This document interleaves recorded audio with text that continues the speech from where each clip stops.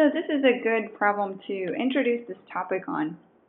So we want to integrate up to infinity, from 4 to infinity of x to the 4/3.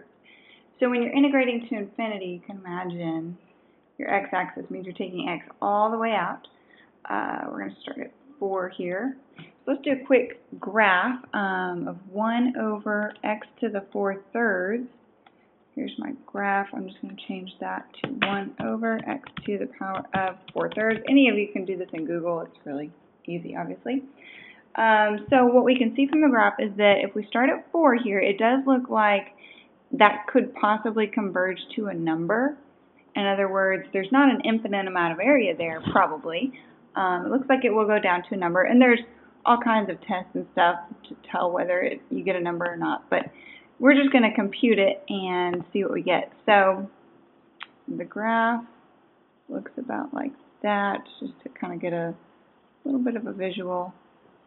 So when you're integrating to infinity, you actually want to rewrite this as the limit as, you can call it anything you want. I'm going to call it b.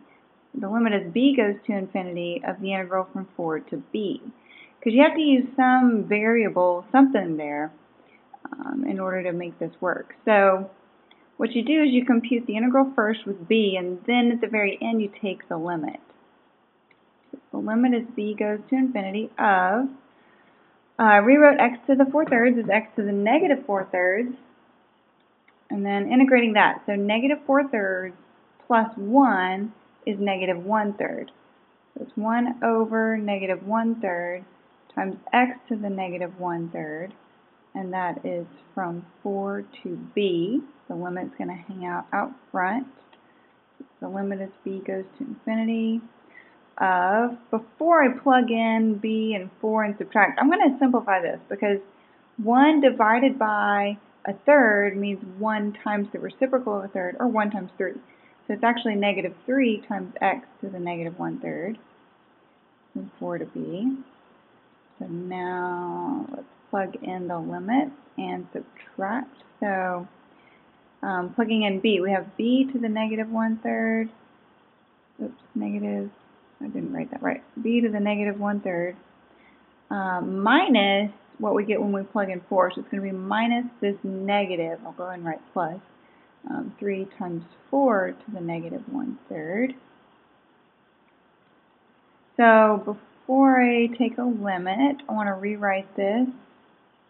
These exponents, the negative 1/3 exponent. The negative on the exponent means we need to put it in the denominator, and the 1/3 means cubed root. So this is actually right here, negative 3 divided by the cubed root of b plus 3 over the cubed root of 4. So now we can take the limit. If we plug in a really huge number for b, the cubed root of, say, infinity or something, then it is kind of small, but it does go out. Cubed root, let me just show you the graph real quick. The cubed root function looks about like that. It goes up really, really slowly, but it doesn't ever quite flatten out. So that, the cubed root of b actually goes to infinity, a really big number, when b goes to infinity. And a constant divided by a huge, infinitely large number is 0. So that whole term approaches 0. So you're just left with this part right here, 3 over the cubed root of 4 for this problem.